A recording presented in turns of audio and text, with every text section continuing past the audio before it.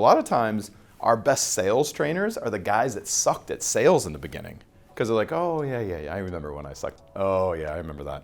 It's encouraging. You're like, oh, fuck, yes. Versus the guy that's like, yeah, I've always been good. And you're like, well, fuck you. Thank you for that. So what am I talking about? If somebody was always good at something, they're likely unconsciously competent. In one ways we could say that is they are naturally talented in that area. We could say, if you want, a God-given talent, right? It's something that is fairly natural. The problem, because they are unconsciously competent, they may not be very good at teaching it because they don't even know why they're good at it. They're just like, yeah, I've always been good at this. Worse, if they're unconsciously competent, they may not even value their talent as much as they should. Like, in other words, they take it for granted and they're not using it. Like Allen Iverson. Allen Iverson was an incredibly talented basketball player. He had the talent to be as good as any of the greatest. He wasn't though, because he wouldn't practice. I don't know him personally, so I don't want to attack the guy, but demonstrated by his words, he was low character, right? High talent, low character. Kobe Bryant, which is why he's on my fucking wall, or Michael Jordan.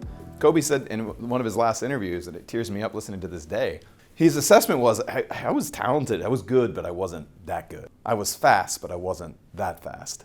Right? He had all the basic talent. It was his fucking work ethic that just scared everyone. He was just a demon. That's somebody who likely became consciously competent. Now, he talks about how his first year in the league, I think he airballed 6 times in one of the last games of the year. For some, that would be embarrassing. And he just went back and tried to figure out why. And he was like, oh, because I'm not strong enough yet.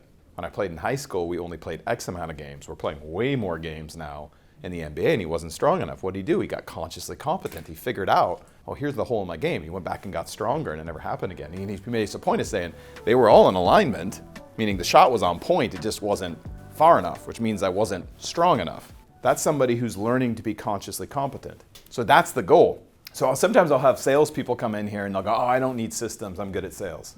And it makes me laugh because I'm like, no, motherfucker, first of all, you're using the systems. You're just not consciously competent that you're using the systems. Does this make sense?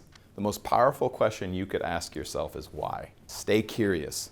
Why am I good at this? So one of the things that I got really good at in the field, when I was training people in the field, when I play chess, if I play a board game of chess, it's not as easy when I play on a computer or when I play online against people.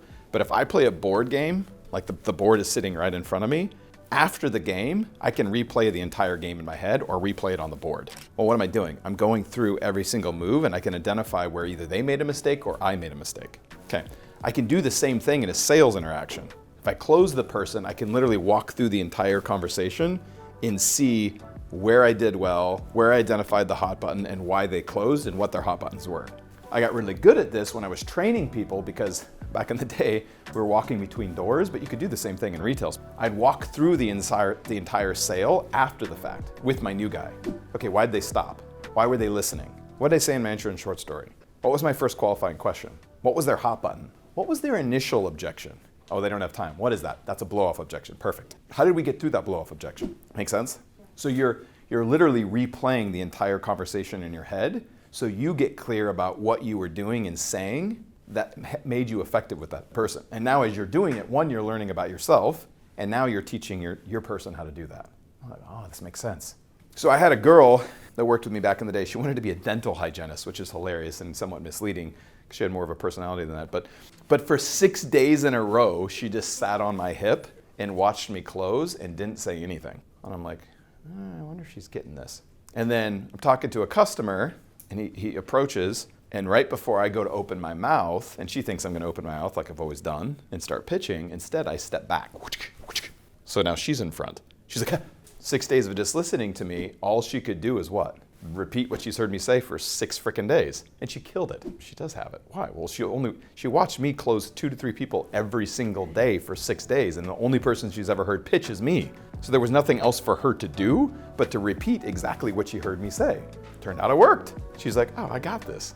And then she got really confident and she just started crushing. To be fair, she found a barbecue party, and there's some caveats to that, but she crushed it. She crushed it because she figured it out. She was consciously competent. That's what you want to be. So a lot of us, if we have natural talent, are very often unconsciously competent. And now you'll hear people say, sometimes you'll hear people advocate for being unconsciously competent, and they'll use it in a different frame. I've heard a couple of speakers recently say that's a positive thing. And I'm not saying it's a negative thing.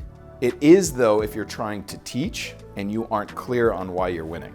Now, what happens is once you build the system and you get really good at something, you will become unconsciously competent in the sense that it becomes habit. You don't have to think about it. And now you just do it, right? That the key is you want to bring that to the conscious awareness so that you can tweak it, fix it, and make it so it's perfect, and then you can make it unconsciously competent. The reason it goes unconscious is because your brain is trying to be as energy efficient as possible. So let me give you a practical example if I just lost you in that.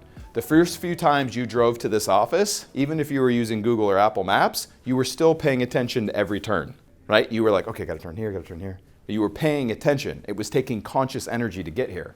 Have you been driving here for any length of time?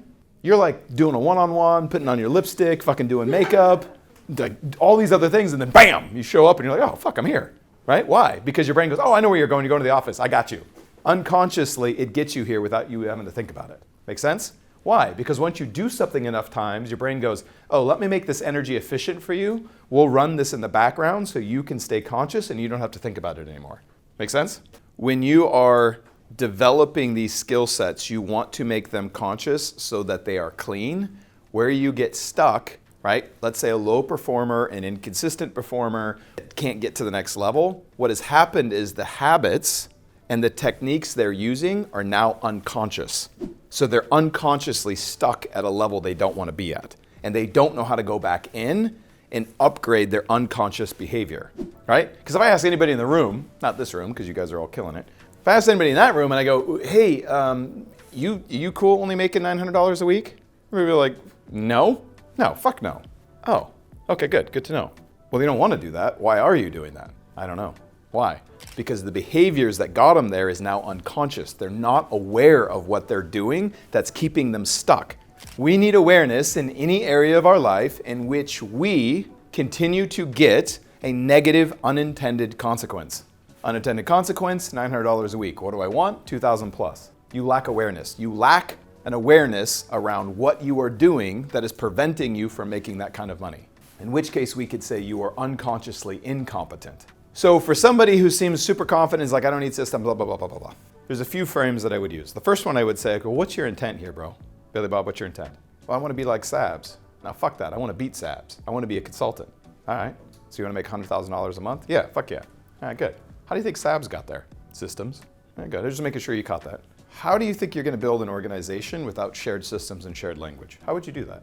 Are you just going to rely on everyone to explain it the way they want? Think that's going to work? All I'm doing is reverse engineering the logic so that they can see the math of that decision. Well, I don't need systems. I don't need, okay, well, cool. If you're just going to be a sales guy, you don't. If you want to teach a team, you're not going to build a consistent team without shared common language. That's why you build systems. A lot of times when I have small businesses reach out to me that want help outside of our business, the reason they want help is because the owner of the business is the biggest employee. They work constantly and they can never get free of their business. And they'll say things like, I can't trust my employees. Nobody does it as well as I do it. Those are two dead giveaways. They don't have systems in their business. They don't have shared common language, right? So if you go to any of our offices around the country, and some of you guys have done road trips, what the first thing you'll notice is there is some variance, but as a whole, there is shared common language, right? There are certain things that you would say that no matter what office you're in around the country, they all get it. That's part of having a healthy culture, shared common language.